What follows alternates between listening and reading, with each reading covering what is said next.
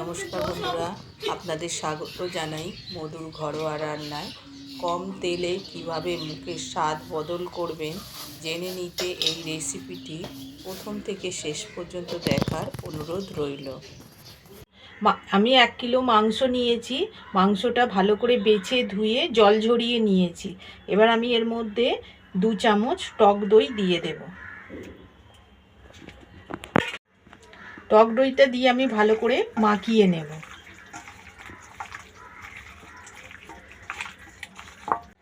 মাখানো হয়ে গেছে, এবার আধ ঘন্টা চাপা দিয়ে রেখে দেব। আর বন্ধুরা, বলা হয়নি, আপনারা একটু মুরগির মাংসের সাইজগুলো একটু বড় কেটে নেবেন। আমি কড়া গরম করতে বসিয়ে দিয়েছি, কড়াটা গরম হয়ে গেছে। এবার দেব সর্ষের তেল। তেলের পরিমাণটা একটু বেশিই দিচ্ছি। তেল গরম হয়ে গেছে, দেখুন আমি কিছুটা ডুমো ডুমো করে আলু কেটে নিয়েছি, 2টো মাঝারি সাইজে। প্রথমে আলুটা ভেজে নেব।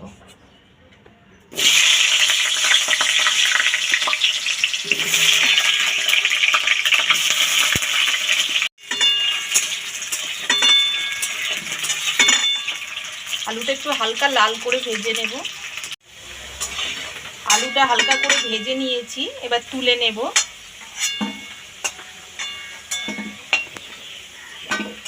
এই আলু ভাজার তেলেই 2টো তেজপাতা দিচ্ছি, আর দিচ্ছি 3 টুকরো ছোট দারচিনি, 4টে ছোট এলাচ, 5টা লবঙ্গ।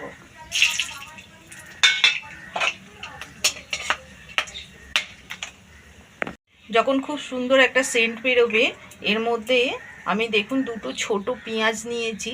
আপনারা যদি বেশি চান বেশিও দিতে পারেন। আমি অল্প 2টো কুচিও পেঁয়াজ দেব, ওই জন্য 2 ভাগ করে নিয়েছি। এর মধ্যে দিয়ে দেবো এই তেলের মধ্যে। আর দেখুন 2টো ছোট সাইজের রসুন নিয়েছি আস্ত, এটাও দিয়ে দেবো এই সময়।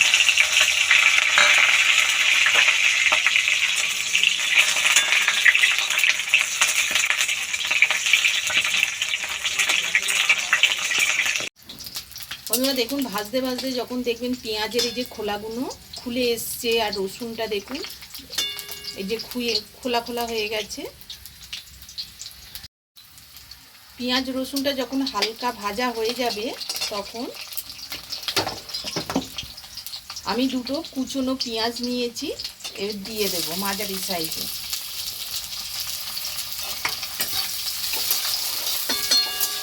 এই পেঁয়াজটা মিহি করে কুচিয়ে নিয়েছি।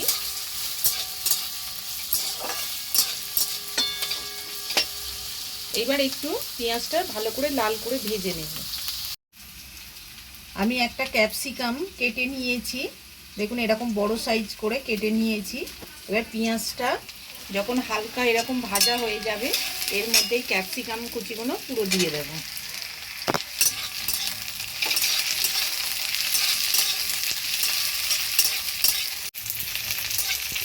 সবগুলো আরেকটু ভালো করে ভেজে নেব।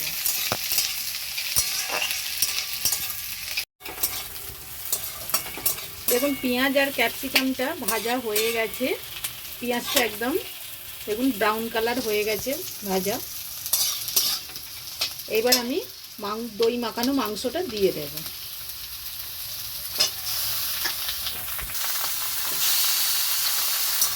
এবার ভালো করে একটু নেড়ে নেব।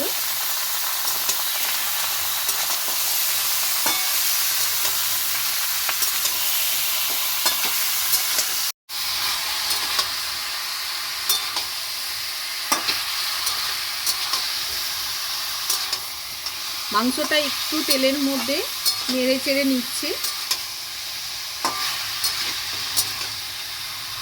কারোর যদি গন্ধ লাগে গন্ধ ভাবটা কেটে যাবে।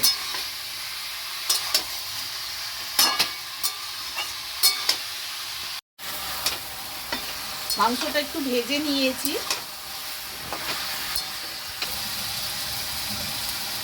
এর মধ্যে দেব হলুদ, দিচ্ছি ঝাল লঙ্কার গুঁড়ো, আপনারা ঝালটা বুঝে দেবেন যেমন খাবেন। আর দিচ্ছি আদা রসুন পেস্ট। আর এর সঙ্গে দেয়া আছে 2টো কাঁচা লঙ্কা।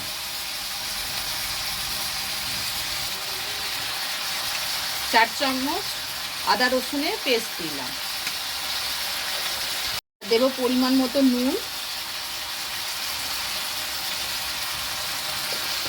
এই সময় গ্যাসের আঁচটা একদম মিডিয়াম করে দেবেন, দিয়ে এবার কষে নিতে হবে।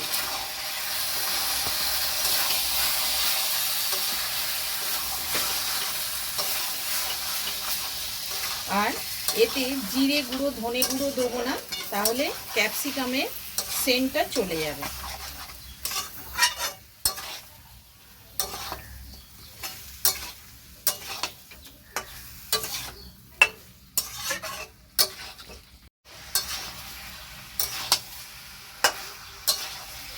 বারে বারে এইভাবে একটু একটু করে নেড়ে কষে নেব।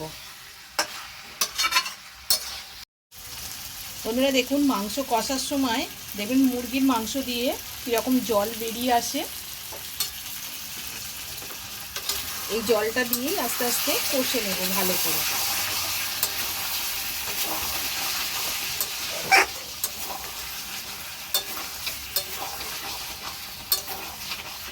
জলও শুকিয়ে যাবে আর মাংস দিয়ে তেলও বেরিয়ে আসবে। বন্ধুরা দেখুন, মাংসটা কষা হয়ে গেছে আর এই যে মাংসর গা দিয়ে তেল ছেড়ে দিয়েছে।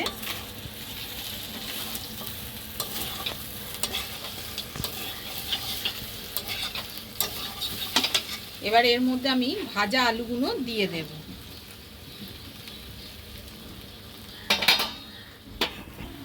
এবার এর মধ্যে একটু উষ্ণ গরম জল দিয়ে আলুটা ভালো করে কষিয়ে নেব।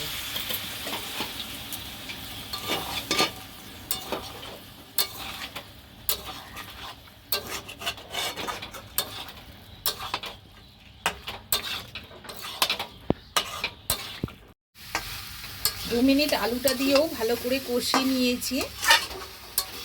এবার এর মধ্যে আমি অল্প পরিমাণে উষ্ণ গরম জল দিয়ে দেব। আপনারা গ্রেভিটা যেমন রাখবেন সেই অনুযায়ী জল দেবেন। মাংস তো সিদ্ধ হয়ে গেছে, আলুটা সিদ্ধ হতে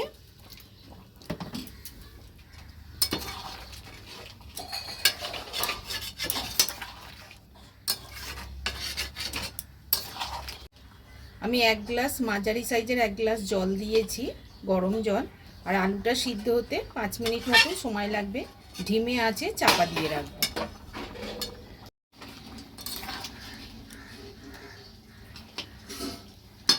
দেখুন গ্রেভিটা ফুটে গেছে।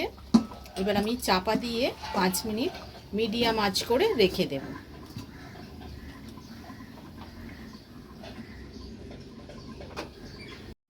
বন্ধুরা 5 মিনিট পর ঢাকাটা খুলছি।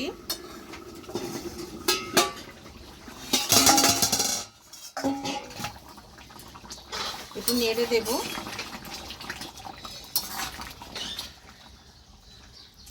দেখুন আলু পুরো সিদ্ধ হয়ে গেছে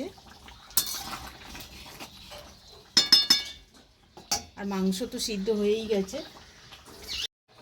এবার আমি গ্যাসটা বন্ধ করে দেব, দিয়ে এর ওপর দিয়ে সাই গরম মশলা ছড়িয়ে দেব।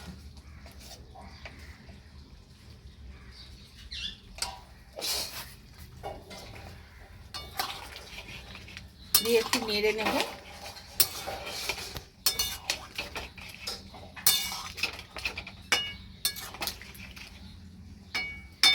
এবার আমি 2 মিনিট রেস্টে রেখে দেব। 2 মিনিট রেস্টে রেখেছি। এবার আমি ঢাকাটা খুলে নিচ্ছি। এবার মাংসটা ঢেলে নেব গামলায়।